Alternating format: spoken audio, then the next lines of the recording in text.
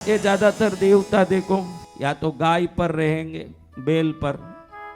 शिव जी देखो किस पर बैठे हैं, या तो लक्ष्मी जैसी देवी को देखो हाथी पर रहेगी, गजलक्ष्मी, या तो हाथी पास में रहेगा। ये सब चिन्ह आपके अंदर जाके आपके अंदर के जन्मों की कोई संबंध को जगाते हैं। ये सब शक्तियां, कोई ऐसा व्यक्ति मुझे हर प्रकार से सुख चाहिए, वो नास्तिक हो, क्योंकि पूजा आजकल बहुत कम लोग कर रहे हैं, अधिकतर भगवान है या नहीं इस चर्चा में लगे हैं। उनको पता नहीं है कि भगवान है या नहीं। इन बातों को छोड़ के इन मूर्तियों के साथ जुड़ के चलेंगे तो इन मूर्तियों के चिन्ह, अस्त्र शस्त्र, आसन, वाहन आदि हमारे अवचेतन मन को जगा के हमको संसार का सर्वोत्तम पद, सुख, यश और वैभव देने की शक्ति रखते हैं। इनमें वो ताकत है जिसको आज अंग्रेजी लोग मानते हैं, विदेशों में इसको साइको सिंबॉलिज्म बोलते हैं। साइको सिंबॉलिज्म यानी ऐसे चिन्हों का दर्शन कर करके रोज उन शक्तियों को प्राप्त करके मन चाहे लक्ष्य तक पहुंचना, इसको साइको सिंबॉलिज्म बोलते हैं। अभी आप लोग लक्ष्मी की साधना में बैठे हो तब मुझे ये बात याद आया, सरस्वती में लक्ष्मी में फर्क क्या है महाराज? सरस्वती वीणा पुस्तक लेके बैठी है, लक्ष्मी कमल लेके बैठी है तो दोनों स्त्री के, एक स्त्री है न एक पुरुष है, दोनों स्त्री है। एक कमल लेके बैठी है, एक वीणा पुस्तक लेके बैठी है।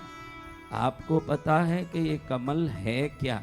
देखो आपको बताता हूं। इस संसार में यश में आप मैं जो जो बोलूं, अगर उसमें लगता है तो हाथ ऊंचा करना। आप इस संसार में यश में सबसे ऊपर होना चाहते हो क्या?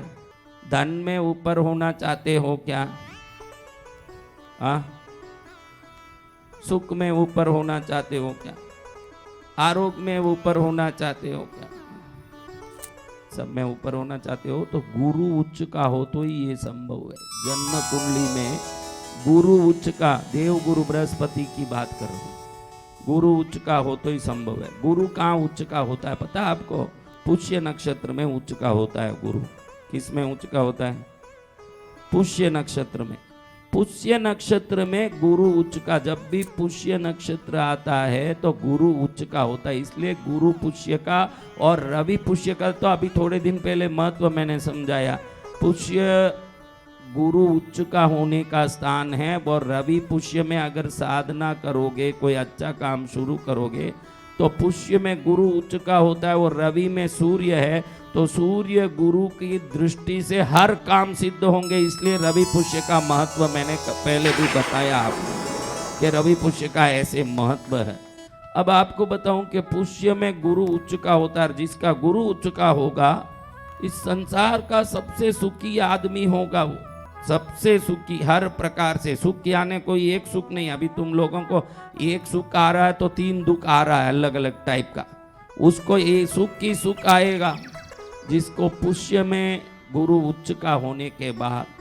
तो ये पुष्य नक्षत्र का जो चिन्ह है, पुष्य नक्षत्र का, नक्षत्रों के चिन्ह के बारे में मैंने बहुत बार बोला है। पुष्य नक्षत्र का चिन्ह है कमल। क्या? अब लक्ष्मी किसको लेके बैठी है? तो ये लक्ष्मी के हाथ के कमल का दर्शन करते हो तो अपने आप आपका गुरु उच्च का होता है। ये लक्ष्मी की सिद्धि है। इसलिए लक्ष्मी से, लक्ष्मी के हाथ का कमल को अगर देखोगे, हरदम कमल देखो, देवों के चरण में कमल छड़ता है, क्योंकि कमल छड़ाने से, देखने से, पूजने से आपका गुरु उस चिन्ह से जुड़ता है। वो चिन्ह नक्षत्र से जुड़ा है। कमल सदा गुरु को ऊंचा करता है। किसको ऊंचा करता है?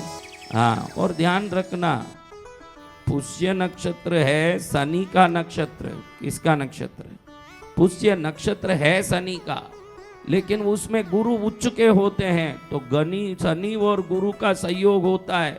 कितना भी पुष्य नक्षत्र में उस समय जन्मा हुआ वो जातक, अपनी जिंदगी में शनि के ऊपर गुरु की दृष्टि पड़ गई, यानी जीवन में दुख क्या है ये कभी जानेगा ही नहीं। वो सदा सुख में मजा लेगा, उसको मालूम ही नहीं पड़ेगा कि दुख क्या चीज है मेरे जिंदगी में। और ये जो चिन्ह है कमल का, ये पुष्य नक्षत्र में कर्क राशि में आता है। इसमें आता है कर्क राशि। हाँ, कर्क राशि चंद्र का। अब चंद्र गुरु की युक्ति कोई गजकेसरी योग कहते हैं। कौन सा योग? गजकेसरी। अब देखो ये कमल को देखने मात्र से पुष्य में गुरु उच्च का होता है, नक्षत्र शनि का होने से शनि के ऊपर गुरु की दृष्टि पड़ के शनि की जितनी बाधा है उसको समाप्त करता है, और ये नक्षत्र चंद्र की राशि में होने से चंद्र गुरु की युक्ति से गजकेसरी योग भी होता है। एक लक्ष्मी का फोटो का दर्शन, मूर्ति का दर्शन करने मात्र से राशि का, नक्षत्र का और ग्रह का इतना प्रभाव खाली वो कमल देखने से मिलता है। हाँ, वो हमको पता भी नहीं चलता कि हम क्या देख रहे हैं और उसकी शक्ति कितनी है, हमको पता तक नहीं चलता। एक एक चिन्ह कितने हमारे दिमाग में काम करते हैं। देखो माँ देवी शेर पर बैठी है, आप देखो हाथ में त्रिशूल लेके बैठी है, हाँ है ना, त्रिशूल चक्र सब लेके बैठी है, सिंह वाहन पर खड़ी है कि नहीं माता जी? त्रिशूल लेके देवी पार्वती खड़ी रहती है।